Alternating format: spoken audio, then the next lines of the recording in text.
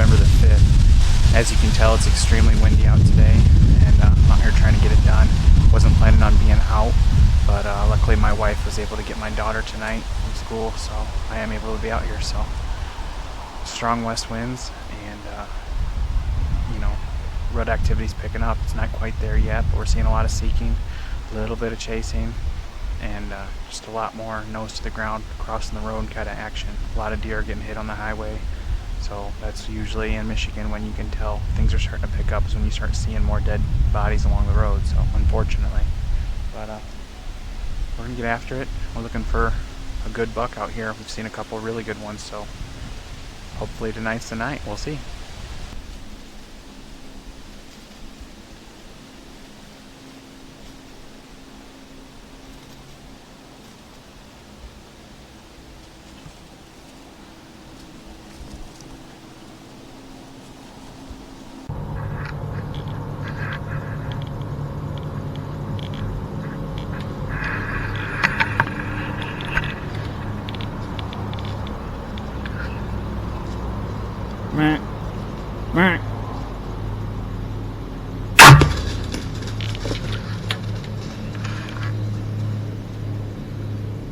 Well guys, it is November 5th. I'm down here in Kalamazoo County, Michigan, and just tagged out on my second buck of the season.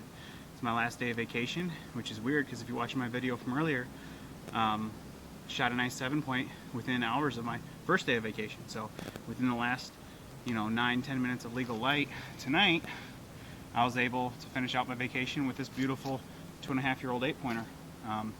It's about 5:53.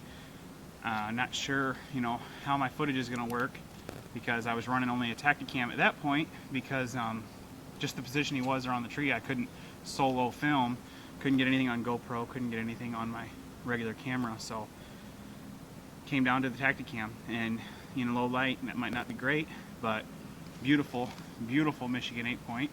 Couldn't be happier with him. And he made it about 80 yards after the shot. He snapped one of my arrows, which is the most intriguing thing, I guess, because I'm running these Victory Extortions, which, if you're not familiar, is a stainless steel wrapped carbon arrow.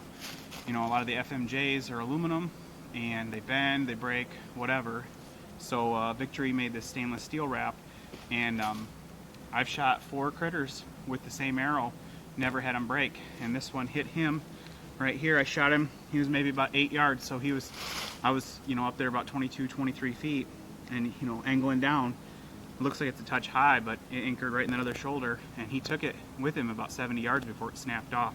So awesome arrow, using that Muzzy Trocar HBTI, and I guarantee when I pull that out, it's going to be just fine to run through an animal again. I've been using those for the last couple seasons, and they perform flawless. They put the animal down quick, and ethically, it provides you with a huge blood trail. I didn't get a pass-through on this one because it's anchored in that other shoulder, but I had very easy to follow blood, and absolute awesome.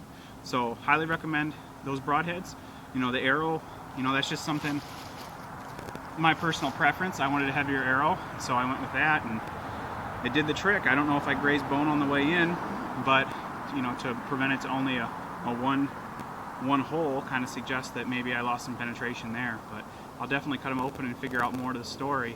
But I couldn't be happier. It's November 5th, and I've just got one either sex tag in Indiana, and then I've got one doe tag left for here in Michigan. So if I get desperate, I'm going to start looking for counties that are outliers, within an hour or 2 hours from me, and might go buy some more antlerless permits for late in the season.